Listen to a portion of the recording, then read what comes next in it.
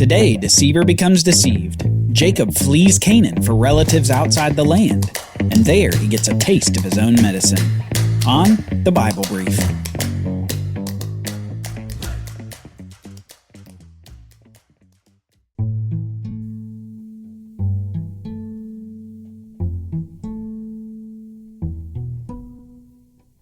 Esau is scheming. He's just thinking about how his brother Jacob cheated him out of all the good things in his life. First the birthright, and then the blessing. Those two great things that should have been Esau's, but Jacob got them instead. And with hatred stirring in his heart, he settles on killing his brother. But to save Isaac, his father, heartache, he'll wait till Isaac is dead in the grave before seizing his brother Jacob. Now, I don't know about you, listener, but oftentimes when you see someone angry, you can see the proverbial steam coming out of their ears. Their anger has a physical manifestation to it. And while we're not sure this is the case with Esau, his anger apparently becomes well known enough that Rebekah, his mother, hears about it. Immediately, she begins scheming to get Jacob out of town. So she goes to Isaac and emphasizes the importance of Jacob marrying within their clan, and not from among the Canaanites, like Esau had done. So Isaac agrees with Rebekah and decides to send Jacob to Rebekah's family to find a wife. We read this in Genesis chapter 28. Then Isaac called Jacob and blessed him and directed him, "You must not take a wife from the Canaanite women. Arise and go to Paddan Aram, to the house of Bethuel, your mother's father, and take as your wife from there one of the daughters of Laban, your mother's brother. God Almighty bless you, and make you fruitful, and multiply you, that you may become a company of peoples. May he give the blessing of Abraham to you, and to your offspring with you, that you may take possession of the land of your sojournings, that God gave to Abraham." Thus Isaac sent Jacob away, and he went to Paddan Aram, to Laban, the son of Bethuel the Aramean, the brother of Rebekah, Jacob's and Esau's mother.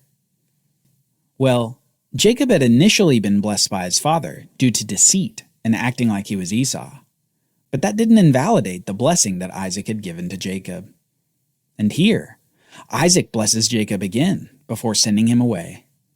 And Isaac especially expresses his desire to God to confirm the covenant with Jacob. That covenant originally given to Abraham, Jacob's grandfather. And before long, we see God do just that. With circumstances similar to the deep darkness that Abraham was under when God initially made the covenant, God comes to Jacob after the sun had gone down. Jacob left Beersheba and went toward Haran. And he came to a certain place and stayed there that night because the sun had set. Taking one of the stones of the place, he put it under his head and lay down in that place to sleep. And he dreamed, and behold, there was a ladder set up on the earth, and the top of it reached to heaven. And behold, the angels of God were ascending and descending on it. And behold, the Lord stood above it and said, "I am the Lord, the God of Abraham your father, and the God of Isaac. The land on which you lie I will give to you and to your offspring. Your offspring shall be like the dust of the earth, and you shall spread abroad to the west, and to the east, and to the north, and to the south. And in you and your offspring shall all the families of the earth be blessed. Behold, I am with you, and will keep you wherever you go, and will bring you back to this land. For I will not leave you until I have done what I have promised you."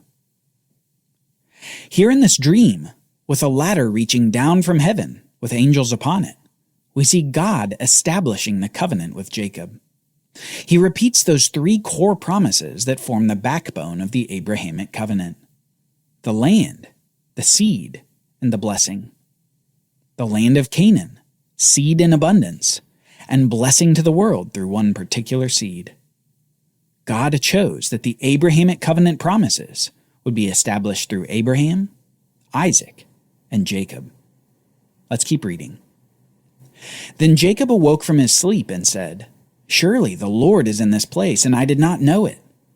And he was afraid and said, "How awesome is this place! This is none other than the house of God, and this is the gate of heaven."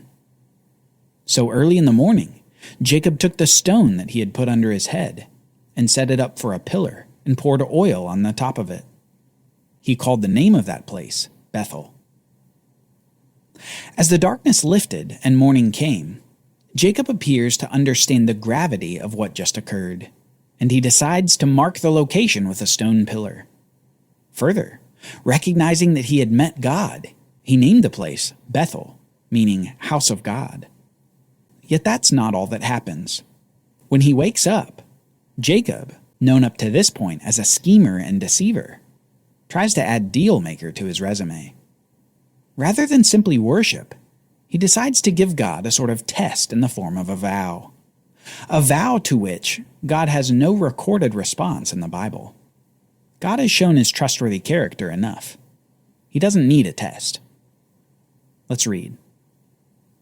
Then Jacob made a vow, saying, "If God will be with me, and will keep me in this way that I go, and will give me bread to eat and clothing to wear, so that I come again to my father's house in peace, then the Lord shall be my God. And this stone which I have set up for a pillar shall be God's house. And of all that you give me, I will give a full tenth to you."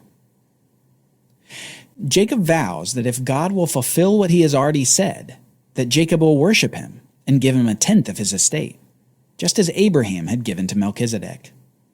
You can see some of Jacob's shifty character here. After God had spoken to Jacob in a dream, after Jacob heard the story of how God had answered Isaac's prayer for children, after Jacob had learned of God's faithfulness to his grandfather Abraham, Jacob still puts God to the test.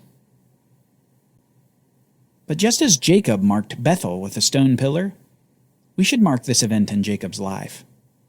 This event at Bethel, in the land of Canaan, where God reiterates his promise of the Abrahamic covenant, becomes the beginning of Jacob's character development, as we see the maturation of this deceitful, scheming deal maker.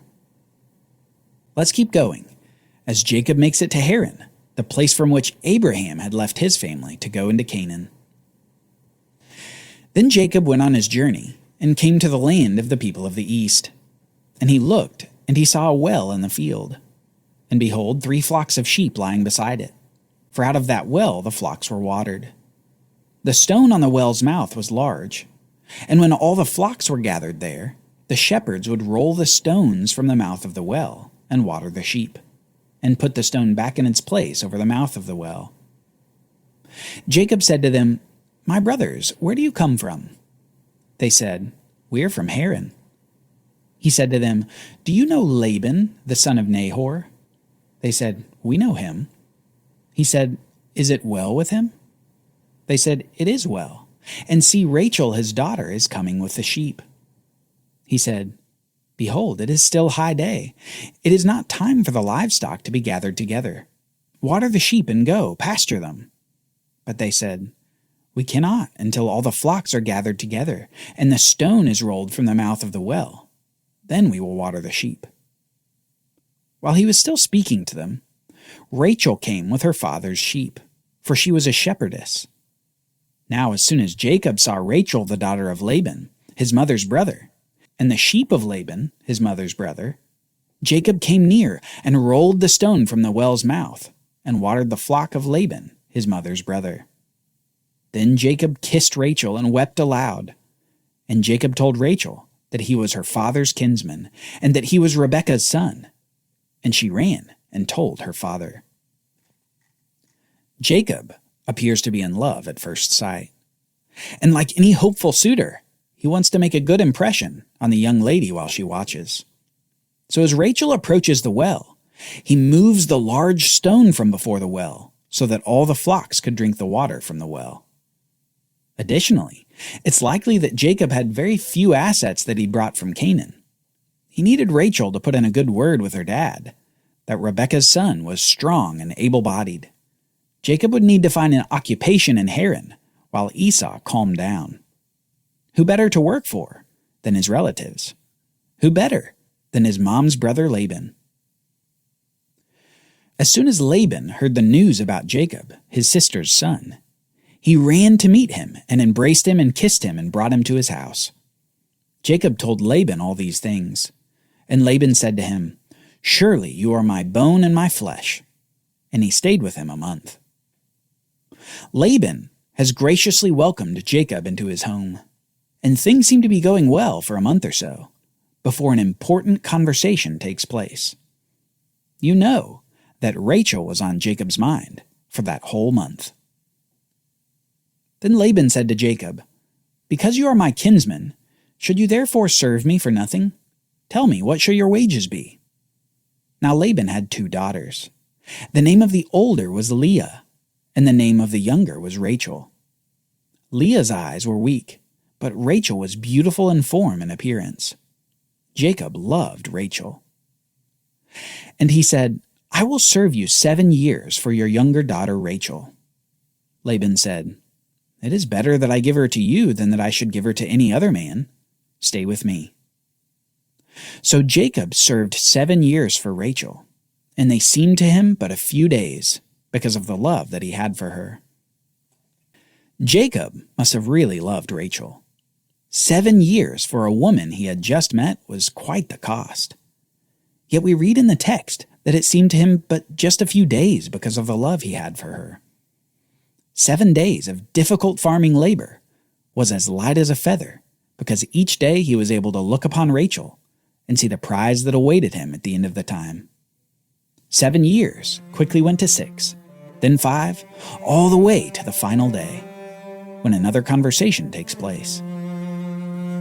Then Jacob said to Laban, "Give me my wife, that I may go into her, for my time is completed." So Laban gathered together all the people of the place and made a feast with lots to drink. But in the evening he took his daughter and brought her to Jacob, and he went into her. What a fitting end to a nice love story. Love at first sight, working for 7 years, and finally the blissful wedding night, even if Jacob had had a little too much to drink. The problem was the next morning.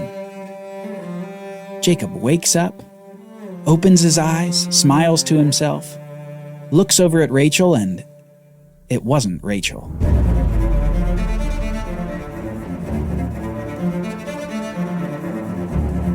Join us next time as we see the fallout from the wedding night gone wrong. What will Jacob do now that he's married to the wrong woman? The Bible Brief is brought to you by the Bible Literacy Foundation, dedicated to helping people like you learn the Bible.